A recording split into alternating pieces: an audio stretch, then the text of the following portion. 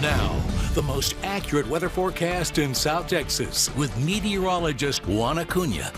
Hi everyone, welcome back and a happy peak of the week to you. We're starting off with our first Community Bank 6 weather bug, downtown Corpus Christi, looking over the marina and a few more clouds today.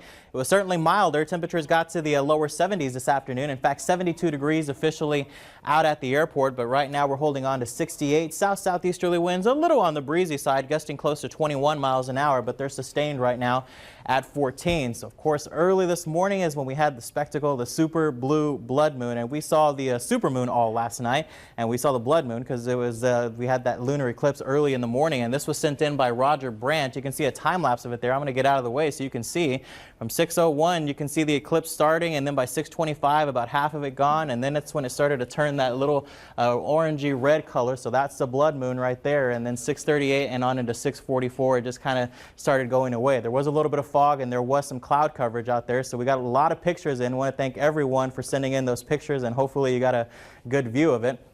Right now, those temperatures along the coastline are all into the upper 60s, but inland areas are holding on to the lower 70s right now. So it's still a fairly significant temperature change, about 5, close to 10 degrees warmer than when we were yesterday. And we talked about the humidity and dew points rising from yesterday as well. They continue to do so again this afternoon, about 5 to 6 degrees there, but as high as 22 points out in the Heveronville region. So that's going to lead to another round of fog for tonight. We did have some dense fog advisories early this morning. I believe we'll have another round early in the morning tonight, going into tomorrow morning, as well as inland areas. Some of that could fall to 0.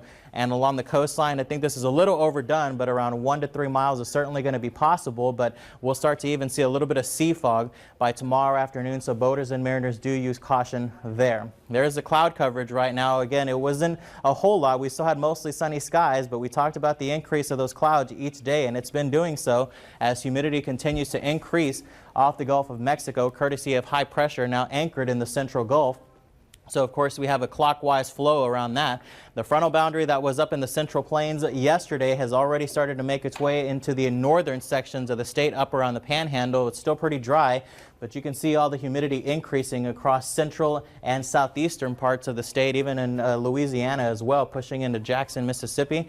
Temperatures up to the north behind the front. The cold air is really lagging up to the north. Notice that Amarillo is only at 65, and the frontal boundary is already through there. So this isn't going to be a strong push of cold air, but nonetheless it will cool things down. There is the current situation. We have another reinforcing front up to the north of us, cold air spilling there. So as we look at the next weather maker, there you have it. Going into tomorrow afternoon, the front will be just north of the coastal bend. It'll be a warm day. Temperatures will be into the middle to upper 70s, and inland areas will certainly get close to the 80-degree point.